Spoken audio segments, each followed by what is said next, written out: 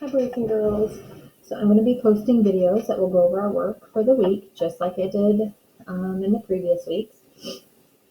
So you can use this either as you could follow along and complete the questions along with me, or you can listen to the story and then check your work if you've already completed this activity. So you could do it either way. You could do it along with me or use it as a way to check your work. Very bright, so you can see it okay. All right, so as I'm reading, you can follow along and read it with me.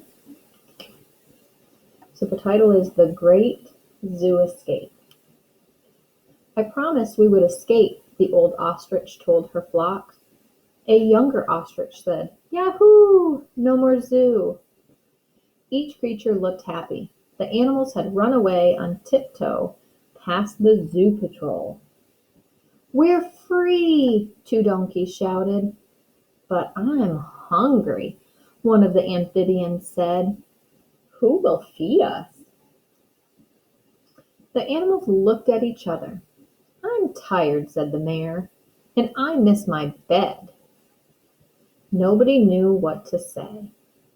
Then the gorilla made a speech. This was fun, he said. Now shall we tiptoe back inside? The animals cheered and shouted, Let's go home. So they were excited to get out of the zoo. And once they got past, they all started thinking about, who's going to feed us? And we miss our bed. And so they decided, let's go home, which was back to the zoo. So now I'm going to flip mine over. Mine are in my sheet protector that I sent home way earlier the first week. But that's just what I'm using to do my insertion. So I'm going to flip mine over. We'll look at the questions, and then we can go back and look at our text. Question number 1. Where did the animals escape from? A jungle, a zoo, a circus, or a forest? Yep, a zoo. So they escaped from the zoo. So remember, I talked about this maybe last week, that when you are you have multiple choice and you have to fill in the circle, that you color in the circle completely and neatly, and you try to stay in the lines. Oops, that's not the color. That way, when it's on an actual assessment and you have to color in, it's neat and they can see it. Okay. Number 2, how do the feelings of the animals change during the story? I'm so glad they asked this question, because sometimes when we see how did the animals' feelings change during the story, sometimes we just think about how they felt at one point in the story. But if we think about the whole story, the animals felt differently from the beginning of the story to the end. Because at the beginning, they were very excited to get out, and then they got out, and then once they were out of the zoo, they wanted to go back to the zoo. So their feelings changed, and so that's a great way. We have to think about their feelings throughout the story. So number 1 was from calm to nervous to calm again, from bored to excited to bored again, from angry to joyful to angry again, from happy to sad to happy again. So if I look at these, I can eliminate one right from the start. And I don't think that at any point the animals were angry in the story. So I'm going to cross that choice out. But I could see where they were calm and nervous and calm again, maybe bored and excited and happy to sad. So I'm going to go back over to my text, and I'm going to look at how they were feeling. I promised we would escape, the old ostrich told her flock. A younger ostrich said, Yahoo! No more zoo. So I could hear they're excited. And then each creature looked happy. The animals had run away on tiptoe past the zoo patrol. We're free, two donkeys shouted. But I'm hungry, one of the amphibians said. Who will feed us? So these feelings right here, they're getting a little bit nervous, sad. I'm tired, said the mayor, and I miss my bed. Nobody knew what to say. Then the gorilla made a speech. This was fun, he said. Now shall we tiptoe back inside? And then the animals cheered and shouted, let's go home. So here and here they were feeling the same. Here they were feeling happy or excited to get out. And then here they were feeling happy or excited to get, oops, I didn't do that. Down here they were feeling happy or excited to get back in. And in the middle they were kind of sad. So let's go back and look at our choices. From calm to nervous to calm again. I don't know that nervous could be one of them because they were nervous about who would feel them. And calm, I don't know that I really got calm out of there, so I would eliminate that answer. From bored to excited to bored again. Well, I don't get bored at the beginning and the end of the story, so I would eliminate that option too. From happy to sad to happy again. This is the choice that I would go with because they were happy to get out of the zoo, sad because they didn't know who was going to feed them, they missed their bed, and then they were happy again because they were going back into the zoo. So this looks at how the animals' feelings changed throughout the story.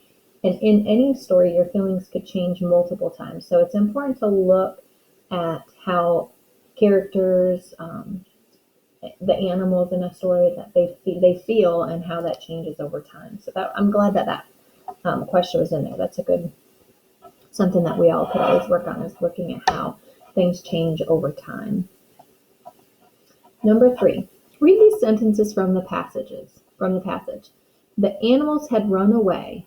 They had to tiptoe past the zoo patrol. What does tiptoe mean? So would they walk quietly, dance happily, race quickly, or stomp loudly? Well, if I look right here, the animals had to run away. They had to tiptoe past the zoo patrol. Well, we know they're not going to stomp because they're trying to escape. They weren't dancing, and they were not racing. So tiptoe means you're going to go quietly, like you tiptoe through the house, or you walk quietly.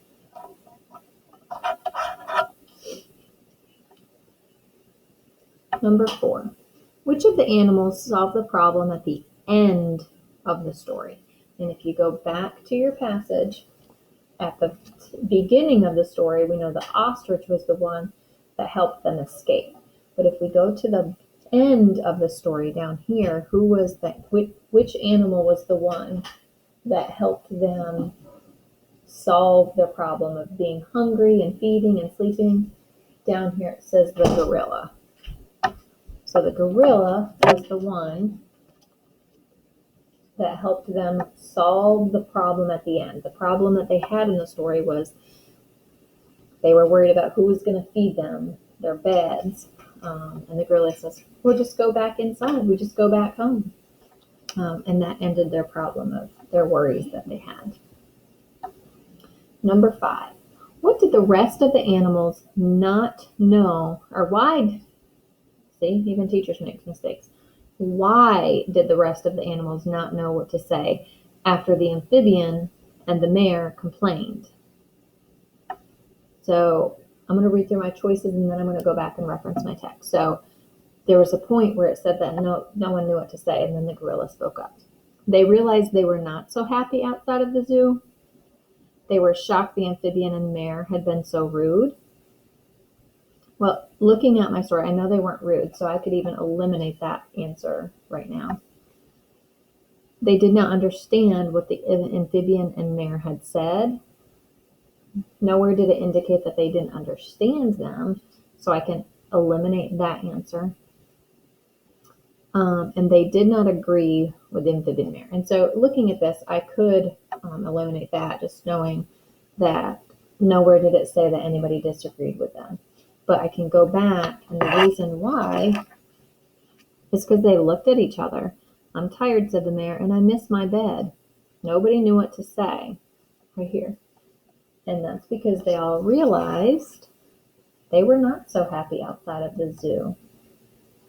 So A would be your choice for that one. And you can check the answer.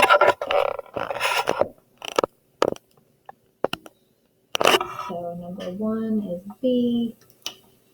Number 2 is D. 3 is A. 4 is C. And 5 is A. So I hope you enjoyed that little story. And I hope you either checked your work or worked along with me. Good job.